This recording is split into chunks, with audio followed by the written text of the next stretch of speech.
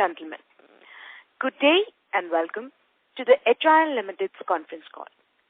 As a reminder, all participant lines will be in the listen-only mode, and there will be an opportunity for you to ask questions after the presentation concludes.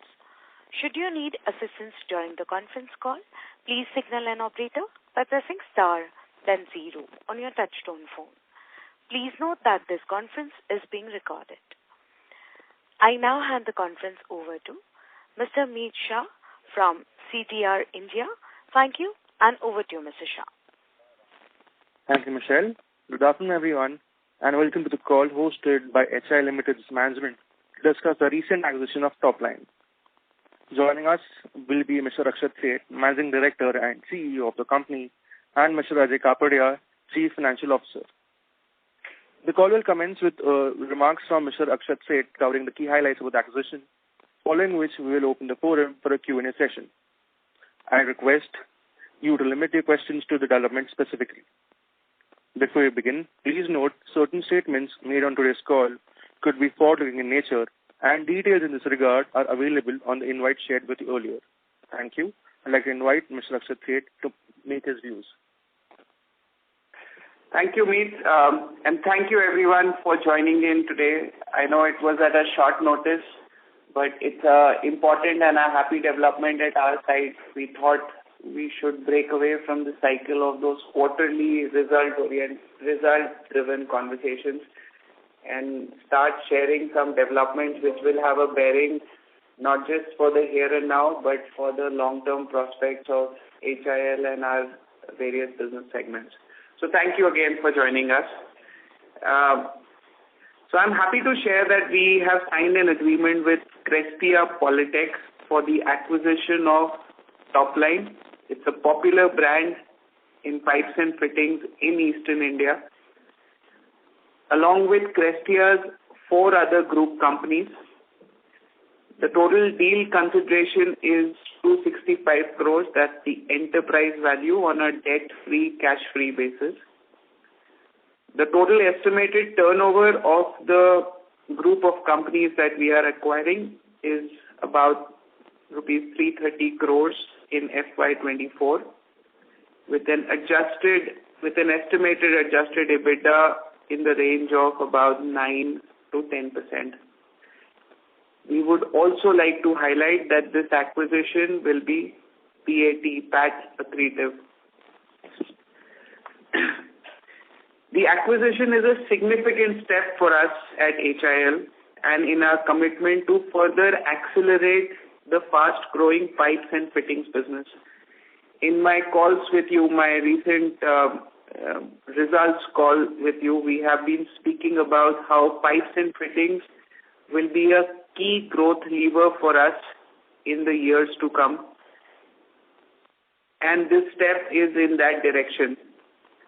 This particular acquisition and company comes with a complementary portfolio of products, technologies, and market footprint, and will help us to significantly scale HIL's production capacity to 3 times the current, and will straight away double our revenue in this category. So this acquisition perfectly aligns with the ambition and is part of a well-thought-out growth strategy for pipes and fittings. The combined synergies of the 2 organizations will broaden our product portfolio. Our product offerings and SKUs will double from where we stood before this acquisition, manufacturing capacity and market reach. Overall, our ambition is to be at least 5 times our current size in this category over the next 3 years. The acquisition also offers immense growth potential. As I said, it not only doubles our revenue, but also enhances our production capacity 3-fold, which means there is more headroom for growth, especially in the strategically important Eastern region. We also gain access to Topline's significant channel presence across 15 states. East, of course, is a stronghold for them.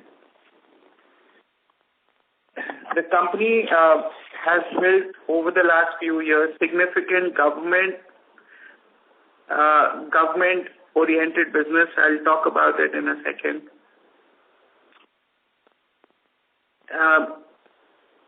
Let me first talk about the product synergies that we get. So this acquisition will enable our entry into large segments such as HDPE, high density polyethylene, MDPE, and water tanks. These are segments where we were not present in the past. These are large segments in the market. And we now have a meaningful play in those. As I said, we will double our SKU offerings. It also creates access to patented technologies in water tank and electrofusion fittings, which will position us amongst a handful of players in the country with access to that technology. It also enhances our presence in government projects. You would recall, so far we have not played in the government segment. Top line, on the other hand, is specified and approved to supply products in 12 states through various government departments, including the Jal Jeevan Mission, the Natural Gas Grid, and PM Ujjwala scheme. This means, if we step back, that we will now be able to play in segments like agriculture, telecom, and natural gas, where either our presence was small or not at all in the past. For this transaction, we'll be paying rupees 125 crores. So, as I said, the total enterprise value is 265 crores, of which 125 crores is equity, the rest is debt. So, for this transaction, we'll be paying rupees 125 crores to existing shareholders for purchase of 100% of equity shares, and additionally infuse 35 crores, so an aggregate of 160 crores, to repay unsecured loans. The rest of the 110 crores will be the bank loans that we will bring over in the entities that we are assuming control of. This 160 crores of infusion at HIL's level will be funded through a combination of internal accruals and borrowings, and we expect that this acquisition and all its related formalities will close in the next 4 to 6 weeks' time. Those were the highlights of this deal and why we feel excited about it. Let me pause here and open it up for questions. Thank you so much. Thank you very much, sir. We will now begin the question and answer session. Anyone who wishes to ask questions may press star and 1 on their touchtone phone. If you wish to withdraw yourself from the question queue, you may press star and 2. Participants are requested to use only handsets while asking a question. Ladies and gentlemen, we will wait for a moment while the question queue assembles.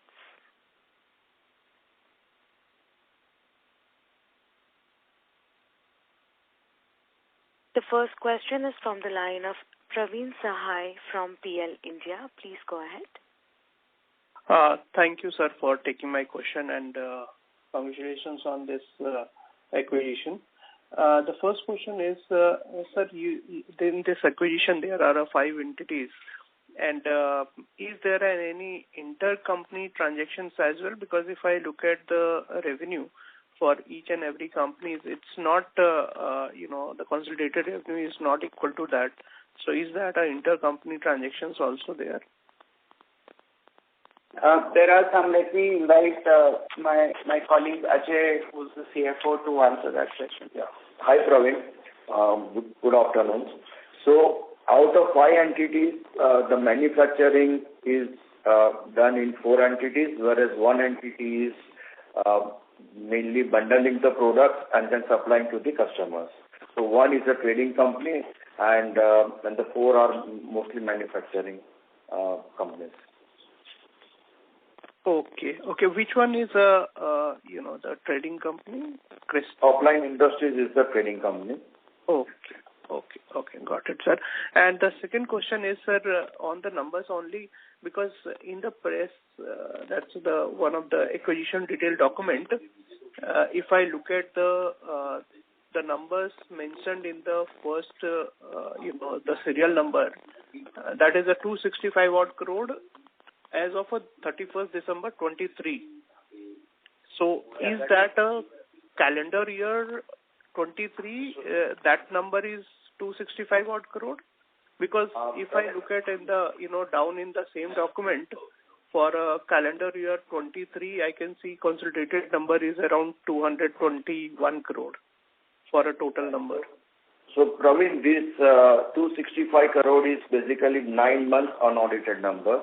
221 crore is 12 years FY2023 full year audited numbers.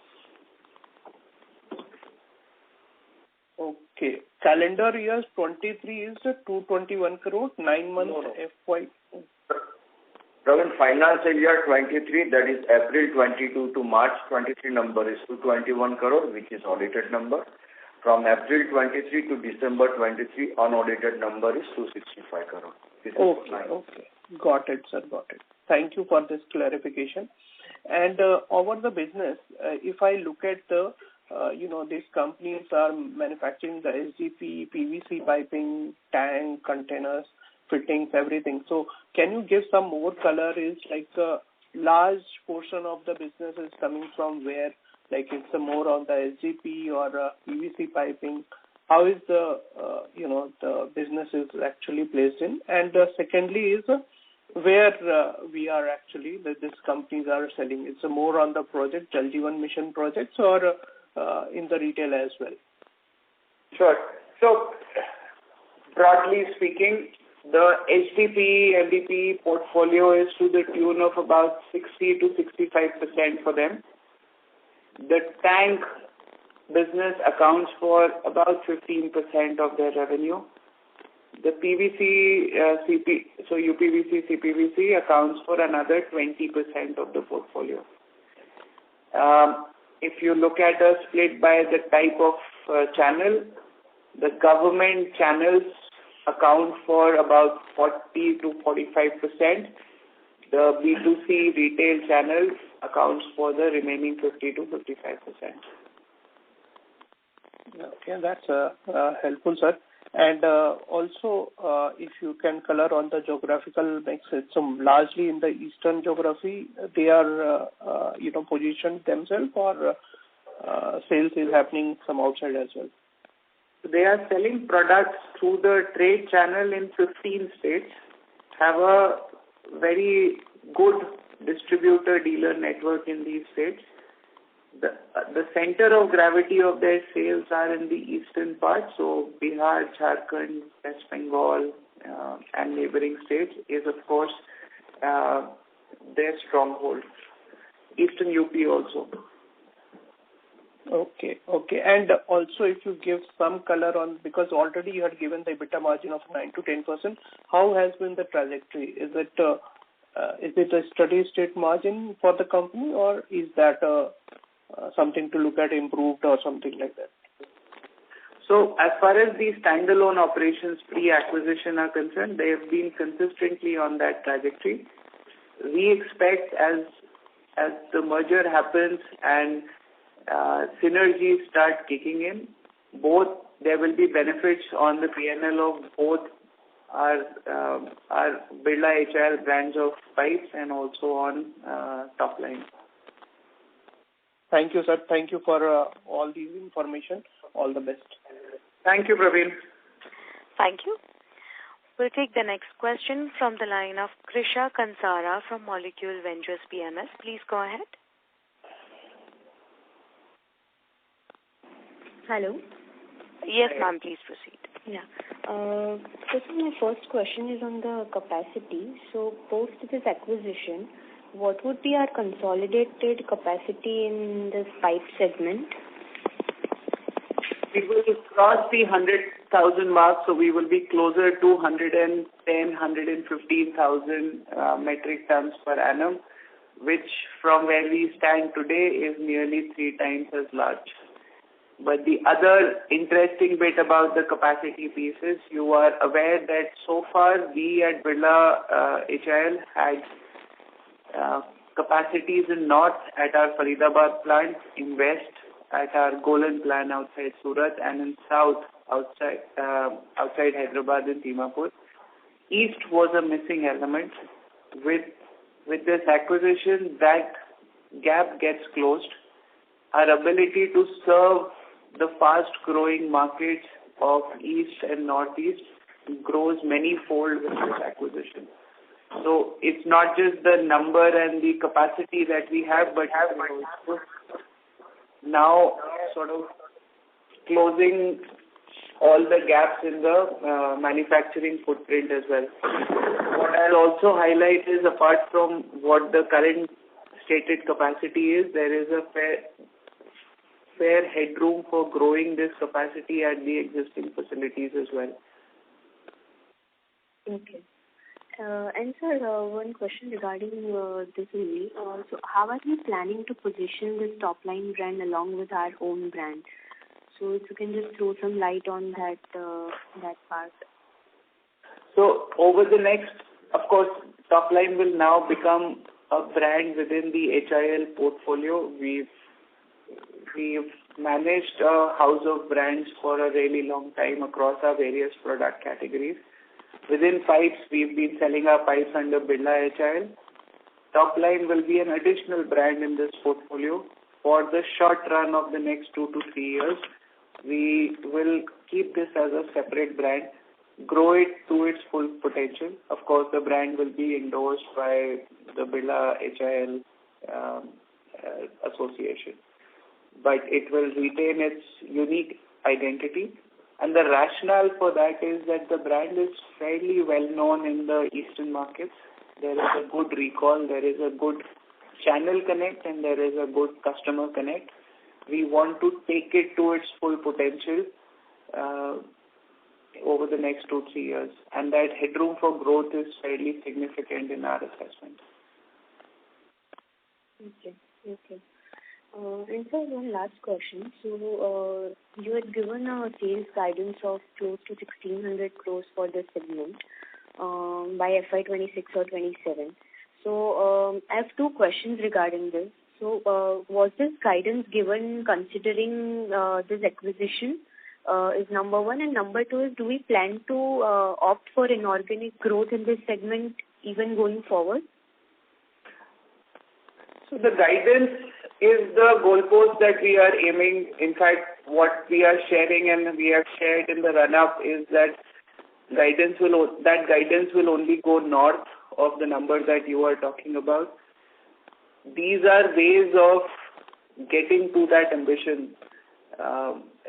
These deals are not, you can't be sure of them till they are completed in all respects. So I would keep the 2 conversations separate. If your question is, are we still on track for that 1,600 and beyond? The answer is yes, and with greater conviction. Will this help in that journey? 100% it will. Will it accelerate that journey? 100% it will. Will we be on the lookout for more such smart acquisitions? Absolutely. So our march towards what we think is a rightful size in the market will come from a combination of a lot of work on the organic side, but also sensible inorganic moves like this one and like the ones we've done in the past. Okay, sir. Thank you. Thank you, Trisha. Thank you. Ladies and gentlemen, in order to ensure that the management will be able to address questions from all the participants in the conference, kindly limit your questions to 1 or 2 per participant. Should you have a follow-up question, please rejoin the queue. Thank you. The next question is from the line of Kush Gangar from Care PMS. Please go ahead. Hi. So what would be the capacity utilization for this plant? And what is capacity utilization at our HIL standalone capacity? Sorry, first of all, my apologies. I missed your name. Kush Gangar. Hi, Kush. So the capacity utilization at our current capacities are in the range of about 70%. So this is the Birla HIL operations. At the acquired entity, these are in the range of about 40 to 50%. Okay. And acquisition seems to be quite reasonable in terms of price to sales, considering 9 to 10% EBITDA margins. What was the reason for the existing promoters to sell out?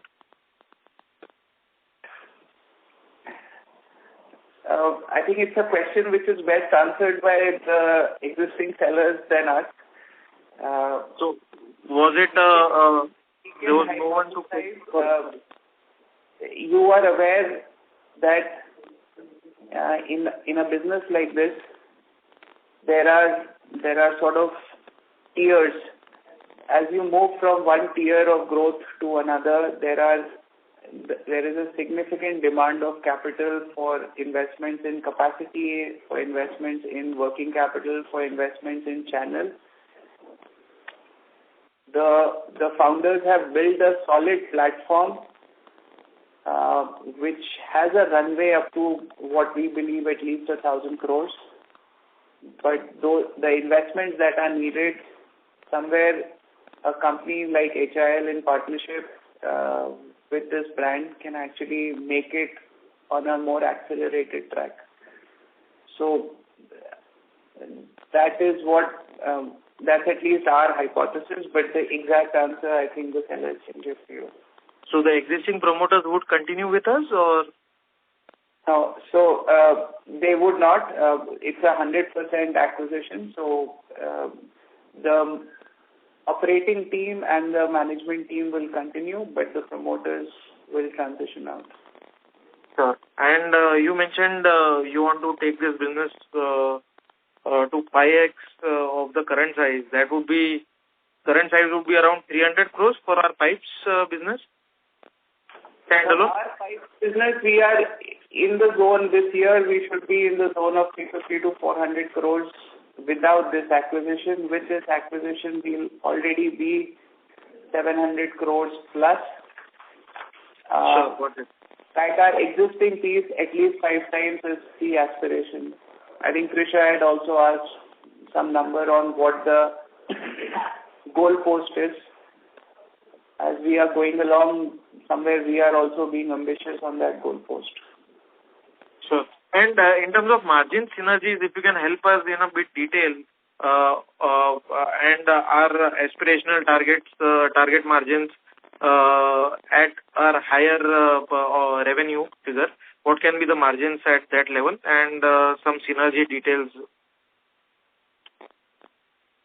See, for the combined entity, I can talk because soon there will be no advantage in talking about these standalone entities. For the combined entity, as I have shared in the previous calls as well, for this segment, we are aiming to be in the teens, so double digit, 12 to 14% is the first milestone, that operating margins that we need to hit. There will be a journey and a path to it, because we also anticipate in the short run there will be investments for us to scale up. So for us, the path will be first scale up, and then the margins will also start showing up. Because in this business, scale has a significant impact on the margin structure as well. But in the short run also, this particular acquisition gives us some great synergies. First and foremost, the scale, as I said, doubles up. That advantage will show up. Second, today, for Birla HIL, nearly 20-25% of our sales are happening in East India. They were being served from our plants in North and in South. Immediately, with this footprint coming in, there will be advantages on the logistic cost. There will be advantages on sourcing the raw material. There will be advantages on the people front, given the team and the synergies there. So we expect that impact to start becoming visible in the short run itself. But overall, for this segment, the real picture will take a couple of years to emerge, because in the short run, we will be investing heavily to grow scale, grow counter share, grow market share. Our first milestone in that time period will be the numbers that I shared, in the zone of 12 to 14% at an operating margin level. Got it. Thank you so much. Thank you. Thank you. A reminder to all the participants to kindly limit your questions to 2 per participant, and you may rejoin the queue for follow-up questions. Thank you. The next question is from the line of Achal Lohade from JM Financials. Please go ahead. Yeah. Good afternoon, team. Thank you for the opportunity. Sir, quick question with respect to Eastern market. What is the size of this market according to you? How it is growing? And B, we've seen a lot of new capacities being set up by the leading players. So how do you look at the competitive intensity, particularly for the Eastern market?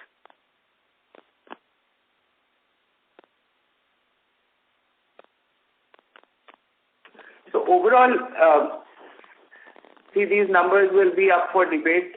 In a overall market size of about 40,000 crores as far as 45,000 crores as far as pipes and fittings is concerned. We understand that the whole East and Northeast cluster will easily be 25 to 30% of that. The overall all India market in the last few years and is expected to grow at about 9 to 10%. East will be an outperformer as far as that growth rate is concerned. So I would expect low double digits there. So 12 to 13% type of growth is what is expected. And the interesting bit is in East, it's not just, there is a fair amount of government related activity that is also driving investments in this. So it's both a combination of B2C projects happening and the residential demand. And that is why this market is interesting. There are also other things. If you look at, in recent quarters, you would have seen there is renewed interest as far as East market is concerned. There are our bigger cousins who are setting up capacities or have announced capacities. Why we feel excited about this is somewhere it helps us leapfrog. An organic development of a platform of this size is time consuming. So somewhere it allows us to be ahead of the curve as far as addressing the East market is concerned. Understood. This East and Northeast you mentioned, did I hear the number 25-30%? Of an aggregate overall India market. These are broad estimates, huh? Okay. The second question I had, with respect to, are there many more such players who are in that 200-300 crore revenue bracket, which could come up for, as potential targets, or you think that's very rare? It's more of large players now. See, Achal, as we look at these potential partners, acquisitions, mergers, the filter for us is less on size but more on what this portfolio brings to us and how good the strategic fit is. So when we scout for these opportunities, the net is cast wider. We will look at something which could be 100 crores to much in excess of the 350 crores that we are talking about. But the important thing is how does it fit into our portfolio and what's the value at which we are able to acquire. So I'll focus more on that than on the specific current size of these assets. So fair point. I was just curious to know from your perspective, are there players? One is obviously whether it fits the bill, the requirements what you have. But in terms of the availability, are there many more such players, around, or this is far less? Not many. I think if you look at, so if from an industry structure point of view, sub 150 crores or sub 150 crores, you will have quite a few players, subscale and so on. But as you start going north of that, it starts becoming a rarefied field. As we are now hitting closer to the 1,000 crore mark, you will have a handful of players in that zone. So it is the options in that price, in that size, will become fewer. Understood. And just one quick clarification with respect to the competitive scenario, particularly in the eastern market. Have you seen intensity going up of late, or things are as they were, and probably that will intensify over next couple of years as those capacities come up? So where we stand today, it is possibly the competitive intensity is on the lesser side. However, it is intensifying, and if I fast forward to the next 3 to 4 year picture, you will expect fairly heated competition in this geography. The way we are seeing this opportunity, I'm sure everyone else have their analysts working on it, and that raises their interest about that market. So my expectation is that competitive intensity will increase from current levels. But standing where we are, maybe there is a window for the next 2-3 years where it is relatively better compared to other regions. Understood. This is very, very helpful. Thank you and wish you all the best. Thank you so much, Asal. Thank you. The next question is from the line of Khush Kusrani from InCred. Please go ahead. Yeah, hi, sir. Sir, could you give us what is the mix between agri pipes and non-agri pipes in the top line, and even for HIL?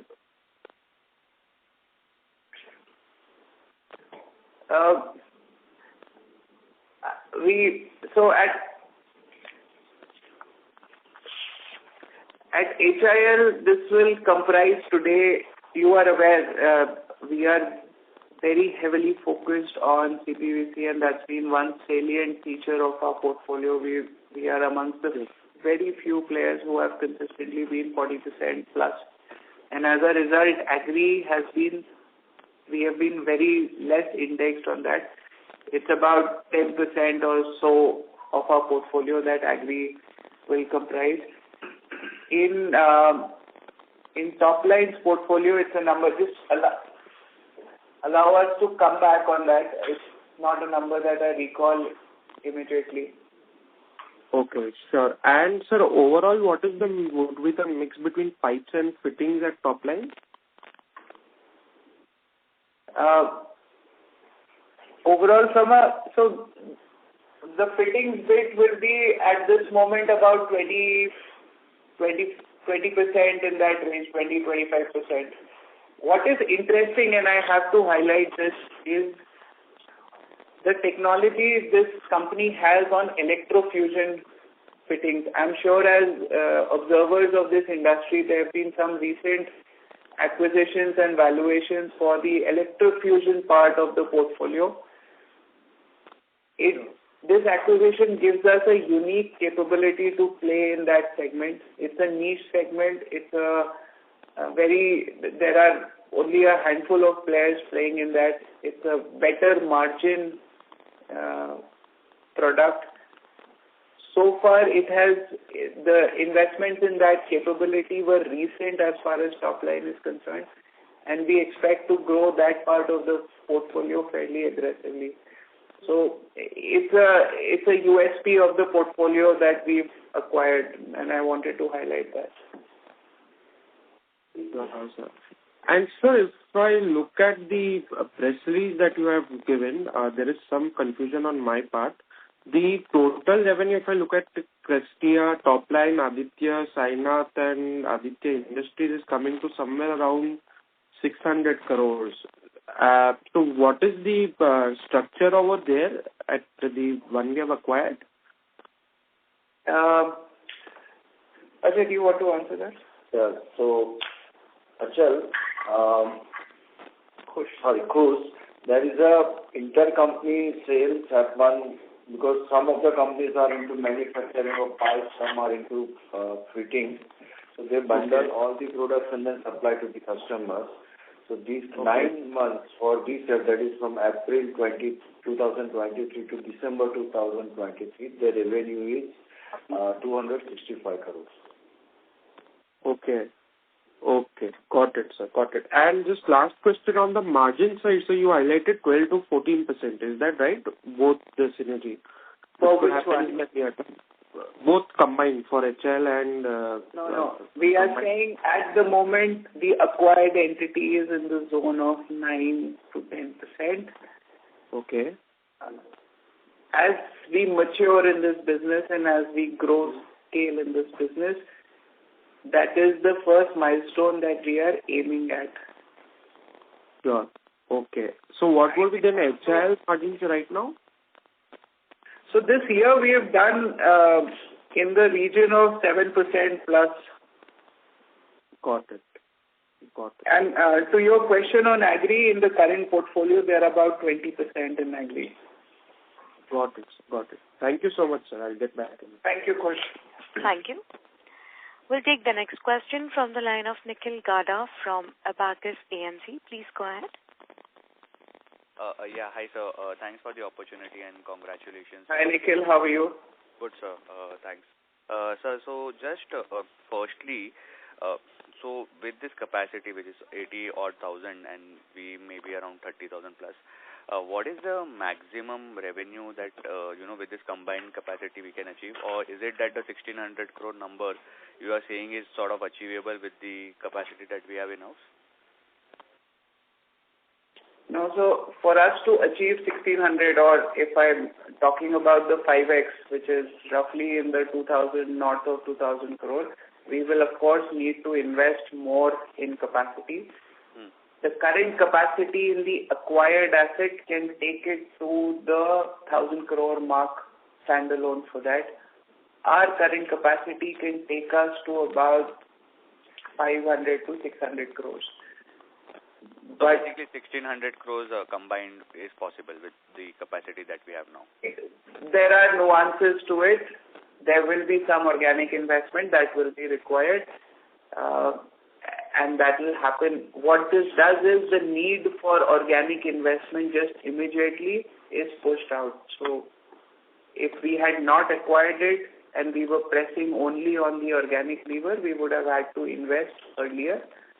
This gives us a little more flexibility in that planning. Understood. And so just, in terms of this brand top line, and as you mentioned, it's predominantly towards the government part of the business. Is it possible, or is there something of a strategy where you want to only restrict top line to just the government part and focus or build Birla brand in PVC, CPVC and all the other areas purely because you being a stronger player in the eastern part? So one small correction. I don't think they are predominantly government oriented. As I said, 40% of their portfolio is through these government projects, which by the way are fairly, they are chunky, so there is a predictability that you get, and they are also at good margins. The whole brand play and how we will sort of use both the brands in the portfolio, I would request a little more time for that to play out in the market. You can imagine this is slightly competitive and sensitive information, so let it play out in the next few months. Okay. But it's fair to say that the focus would be, at least on the retail front, or on the PVC, CPVC side to push Birla more with the capacity that we have in place, right? See, I think there are 2 or 3 aspects to the question that you are asking. Yeah. We at HIL, as we look to grow our pipes and fitting business, we recognize and acknowledge that we need to play in as wide a market as possible, because otherwise the addressable market remains narrow and the ability to grow there will be range bound. So to that extent, if we were not playing in the government segment, which accounts for anywhere in the zone of 30% of total market, then that's a new segment we have opened up through this. Similarly, there will be a few more segments from a product point of view. For instance, HCP, MDP, we didn't have a presence. It opens up new addressable markets for us. So first is that strategy of increasing the addressable market. Second is then how do we grow the share in this wider addressable market that we are going after. That will require investments in brand, that will require investment in product and innovation, and more importantly will also require investments in building a channel which is performing at an exceptional level. So all of those things will happen. There is what I am distinguishing is the aspect of increasing the addressable market, and then second aspect of increasing the share in that addressable market. There was a third aspect to your question, which is how will the brand, etc. play. See, there's a way in which, while I will not answer this question, but I will lay out the facts as it stand before us today. There is a way in which the Birla HIL brand has been created. As I have shared in our previous calls, apart from a huge amount of trust that the Birla brand brings with it, it is heavily focused on the premium end of the market, where we are selling more of CPVC, we are focusing on higher realization. I had shared with you at about 160-162 rupees a kg, we would be amongst the top quartile of realizations in the industry.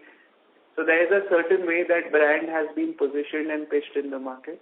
There is a slightly different way in which the top-line brand has been built and developed over the last few years.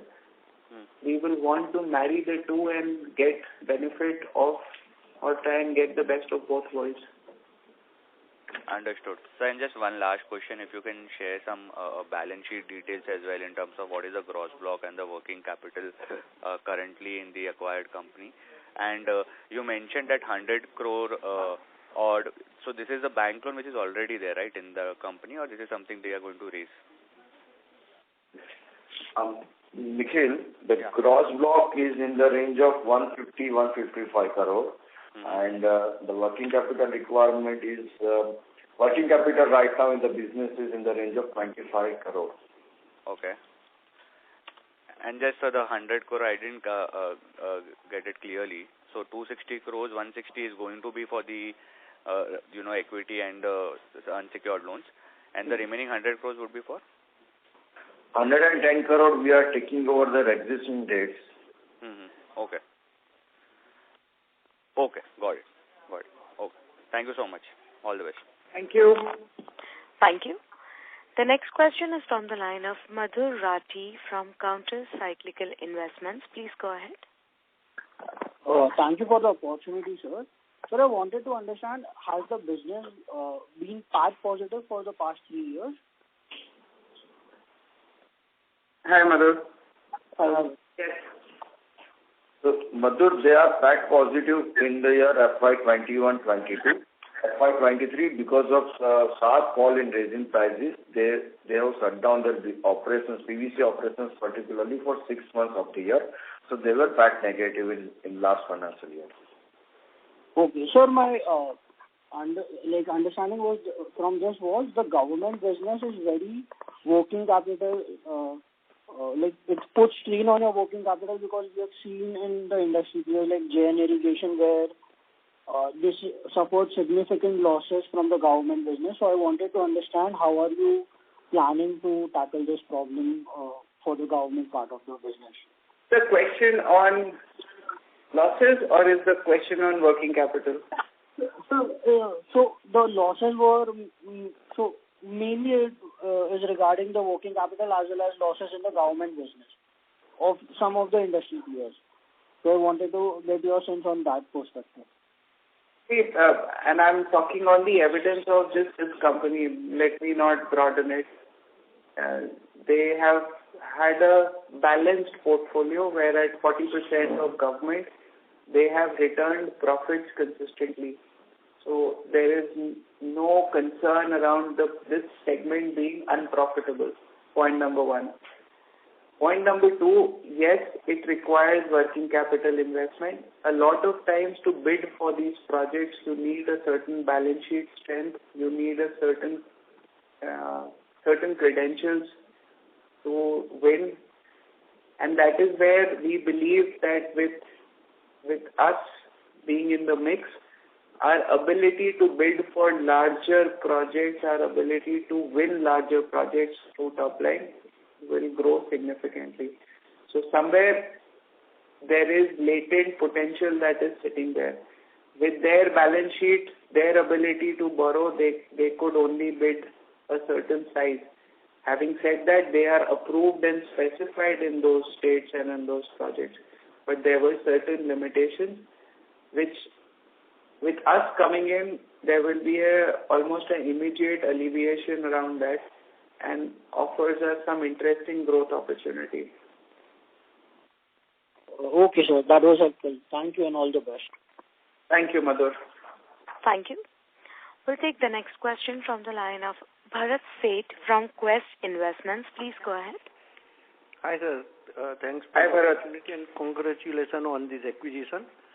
Sir, I understand that now with this we will become a pan-India player. Is that fair understanding?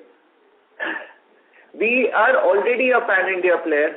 As I said, we are serving all the markets, and as I said, East is already accounting for 20 to 25% of our sales. So as far as our go-to-market, our distributor partners and channel partners are concerned, we already have a pan-India footprint. What we did not have was manufacturing in East, which this acquisition helps us close that gap. With this acquisition, what will be our market share in the East India, and what was how this when we were only distributing, so how this existing entity that we acquired was competing against us, and what was their market share at that point of time? And now, of course, their EBITDA margin, as you say, is little lower than our company. So what is the roadmap to grow that margin? So small correction, they are at par, slightly better compared to us as far as their operating margin is concerned. So they are no worse than us. Okay. As far as market shares, etc. are concerned, I think the numbers are in front of you. At an all-India level, we are small. I think there is no denying that fact. We would request you to judge us on how our market share will look like in 3 years' time. And that is the whole story that is playing out. We want to grow to a level that the market share first is respectable and second starts at least aiming for double digit. So you said also this acquired entity, Krista, has a electrofusion fitting capability, which is very USP. So how much that product is really contributing where the margin is also high, and how do we really want to play out on that product on pan-India? So that's one of the exciting parts of the story. A lot of that electrofusion-oriented capability and capacity was built in the last few months. They have started hitting the market. So if you ask me, the revenue contribution this year is small, very small, but it is growing month after month. We believe we can grow that business alone to about 75 to 100 crores in the short run. The margins in that part of the segment are usually double of what we see in the traditional pipes and fittings as an overall category. So it offers a great growth potential and a profitable growth potential. Of course, work has to be done to realize that potential. There are players like Bentley, etc., and there are transactions that have happened recently. So those are exciting stories that are playing out specifically only on electrofusion fittings. And that is application of that fitting is in which kind of work that if you can, because we are unknown to all this what you are talking electrofusion fitting. So if you can give little more color its application. These are fittings that specifically go on the HDPE side. They are technical in nature, so but largely go in the HDPE part of the application. Okay, fair. And how much big is the market for that? And who else are there in this business?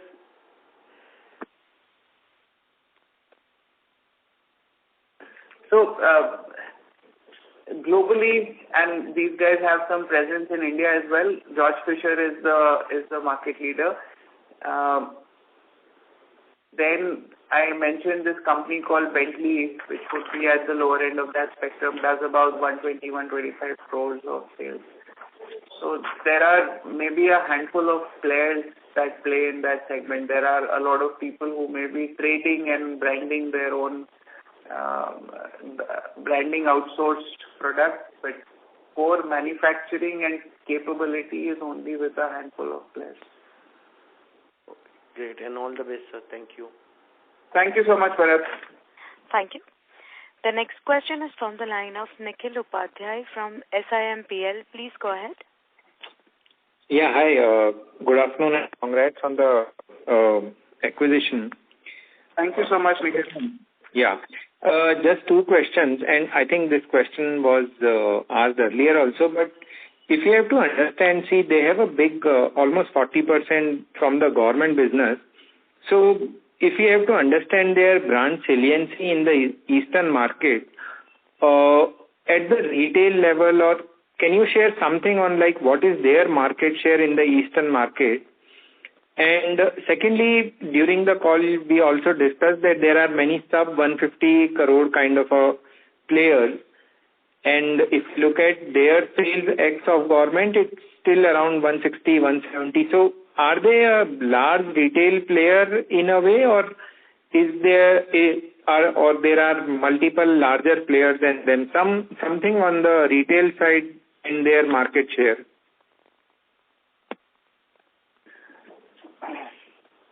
So market share, again, if you do the math in terms of what is the market size and their own sort of revenue, they'll be in low single digits. Retail, but that said, they are a relevant player, at least in the eastern market. So if you look at the states of Bihar, Jharkhand, West Bengal, eastern UP, they have a good brand recall and they have a good channel presence. As I said, about 50% of their revenue comes through that.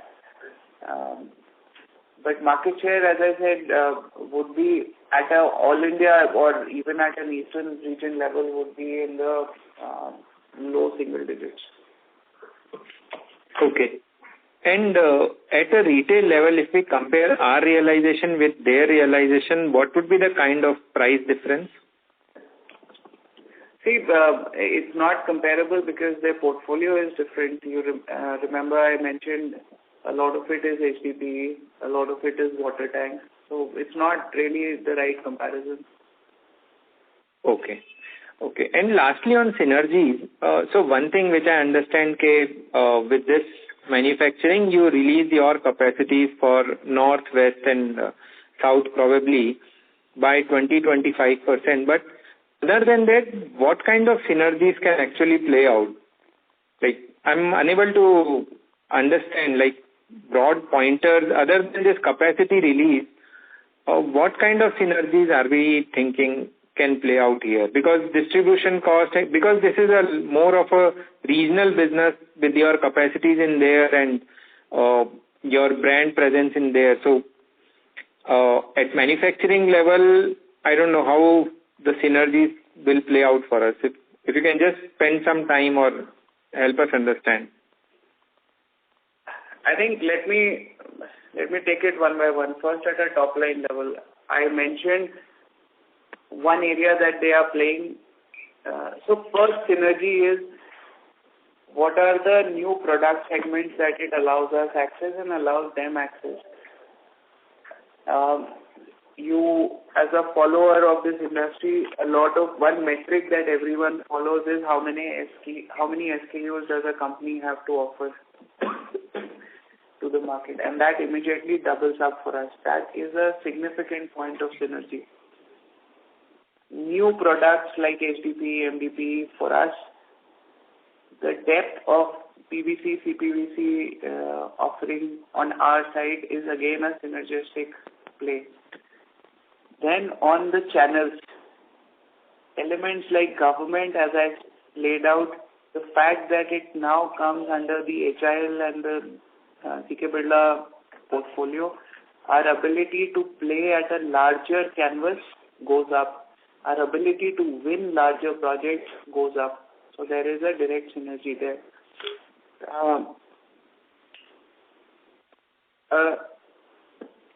Then the depth that they have in Eastern market from a retail presence point of view is again a complement to our existing portfolio. We've been strong in North and West. East is something that we've grown in recent years and quarters. It immediately gives us a stronger foothold there. Again, a point of synergy. Then there will be synergies on the cost side. It comes from freight, as you can appreciate. Even today, 20 to 25% of my sales happen in East, but I'm servicing it through my plants in South or in North. That gets addressed. There is potential benefit on the sourcing side. When you are sourcing the same raw material at a much larger scale, there are benefits that you derive out of it. So there is procurement cost advantage.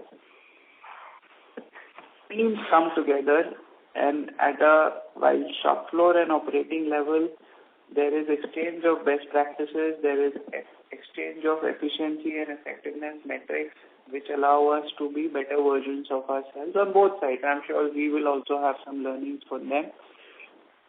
So that's again a benefit that will start flowing. And possibly also on the headcount side. So there will be the usual suspects when two entities of similar size are coming together. On the cost side, that those benefits should start flowing. Okay. Just one. Does that clarify what you were looking for, Nikhil? Yeah, to some extent. See, what I was trying to understand is that on the product SKU side, I agree that the basket increases, but now if you build something or manufacturing something in East and sell it in West, the reverse freight cost will again come into play for us. So, because largest cost was the freight cost, which impacts the industry. And you will have to allow us, see, the way it will happen at the moment. Let me give an easy example. Okay. We are not, today, all their tank manufacturing is happening in Patna only. Now, with the technology that we acquire and with the capability we acquire, it is easy for us to also augment tank capacity in our existing plants in North, South, and West, and we can start serving local markets from there. So the idea, and this is something that is a work that we'll have to do at our end, the idea is not that we keep moving things from Patna to the rest of the country and so on. But with this asset, our ability to optimize that goes up many folds. Okay. Okay, and lastly, even though our realizations are higher, our margins have been lower. So, and this being a more government-driven, like 40% government-driven business, which means the spending marketing will be lower. So, if we understand for our standalone HIL, mix of marketing spend, where would be our margin profile be? Because you mentioned this point multiple times on call that we're investing to build up brand. But can you give some sense that X of this marketing spend or pre-marketing spend, where are our margin profiles? So, Nikhil, a slightly bad line. I could not quite understand the question and the relation you are trying to derive between marketing spend and margin. So what I was trying to understand is that you said our EBITDA margins on HIL standalone pipe business was around 6 to 7% this year. 7%. Yeah, and we've also mentioned in our previous calls, we are investing heavily in marketing to build the brand in the pipe side. So if we have to understand our pre-marketing margins, where that would be currently? Like, are they close to 9-10% or? Correct. So at this moment, you can easily assume that what you are calling marketing, I will call it business build spend, will easily be to the tune of 250 to 300 basis points. That is where we stand today. That is likely to be the scale of investments over the next couple of years as well. Okay, fine. Sure. Thanks a lot. Thank you. Thank you. The next question is from the line of Chirag from White Pine Investments. Please go ahead. Yeah, hi. Thanks for the opportunity. Hi, hi. How are you? Good. Congratulations for a good acquisition. So just first, very basic clarification I want. You said working capital is 25 crores of this entity, right? I am more interested in the receivables and inventory and any risk of any provisions that could come across, given it's 60% is also B2C for them. That is the first question. So have you done your due diligence on that side, or there? How? Yeah, Chirag. We have done due diligence on that side, and we are only taking over receivables up to 90 days or inventories which are good in condition. Okay, so that has been sorted out. Great. Yeah. Okay, so that is one. Second is just to understand. So, be it HIL brand in or the top line brand, who are the actual competitors? Are these smaller players are your main competitors? If you can just throw some light, both for top line brand today, who are your key? I know everybody is a competitor in that sense, right from the biggies like Astral and Supremes to the smallest guy. But from your perspective, from today as well as from 2-3 years out, who are genuinely your competitors or from whom you are looking to win the business or gain market share? See, it's an interesting and a difficult question, but maybe I'll take the liberty of saying who are the people who inspire us. And to that extent, they are the people that we track, follow, would want to emulate and would eventually want to beat. These will be the top 4-5 players in the industry, starting from an Astral right up to a Prince. There are good stories that they have charted out over the last couple of decades. For us as a younger brand and as a challenger brand, those are the goalposts to keep in mind. Otherwise, you are right, every micro market has a different dynamic and the brands at play are different. Even for different product segments, there are differences that come into play. But when we look at what is the kind of model and scale that we would want to emulate, then these larger big brothers are the inspiration to follow. So, and the second question was, while we talk a lot about margins, what is your thought process on return on capital employed or ROCE, if I can use? Because industry, again, if you look at the players, listed players, the ROC profiling is all over the board. There are people who are in single digit to mid-teens, and there are people who are consistently upwards of 25-30%. For a business like ours, how are you looking at return on capital for this combined entity? And have you given a thought, or it's still work in progress? I think the thought is the following, and this is Chirag. I think we've been interacting for the last 1 year, and for everyone else on this call. The first and foremost objective is to build scale.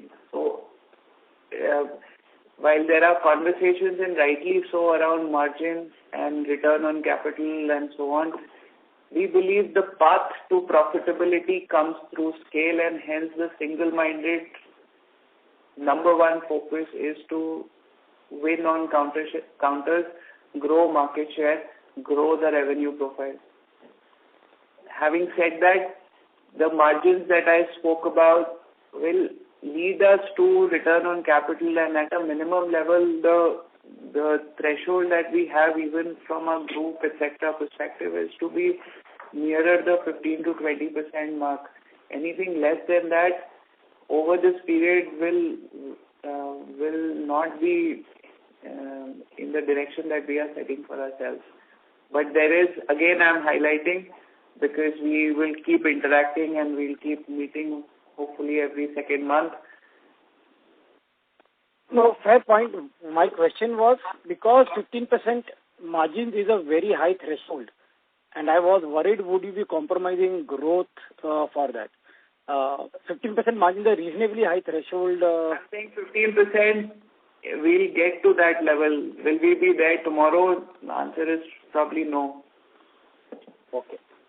But would it be fair to assume as an aspirational objective, 1,600 crores when you achieve that revenue, or 16 to 2,000 crore revenue, is where you would like to settle at that number? Is that the right way to look at it? Till that time it could be fluid. Sorry, would you say that again, Chirag? So your revenue aspiration of 1,600 crore to 2,000 kind of a number that you indicated, is the point where you are looking this 15% kind of margins? Till that time it can stay fluid and focus will be on the revenue. I think the way I would answer that is, yes, a lot of these things, all of these things should start looking in the right zone when we start hitting the 2,000 crore number, but most of them should start looking in the right zone north of 1,500 crores.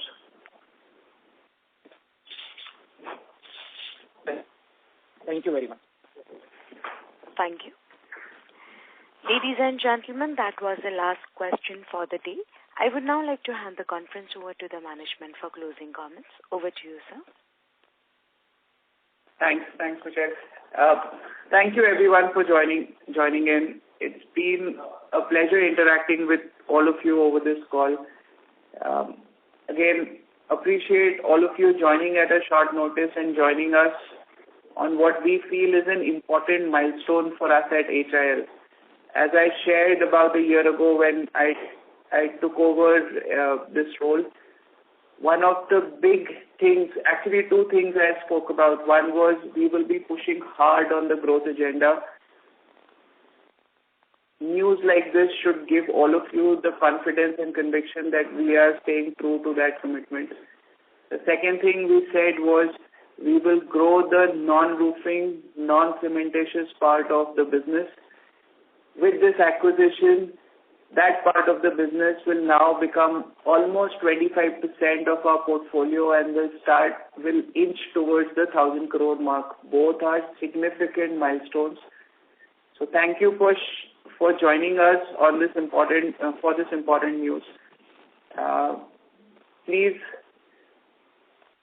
keep being interested in HIL, keep following us, keep sharing your inputs and thoughts. If there are any further questions or you would like to know more about this transaction or HIL in general, please reach out to our investor relations desk. Thank you so much, and good afternoon, everyone. Thank you very much, sir.